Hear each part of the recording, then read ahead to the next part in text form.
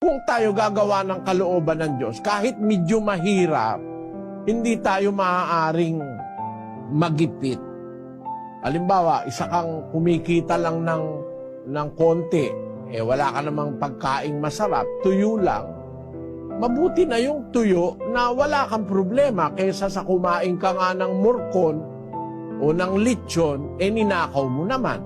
Basahin natin ang Kawikaan 17:1. Maigi ang isang tuyong subo at may katahimikan, kaysa bahay na may laging pistahan na may kaalitan. Ang liwanag ng salita ng Diyos maigi ang isang tuyong subo na may katahimikan.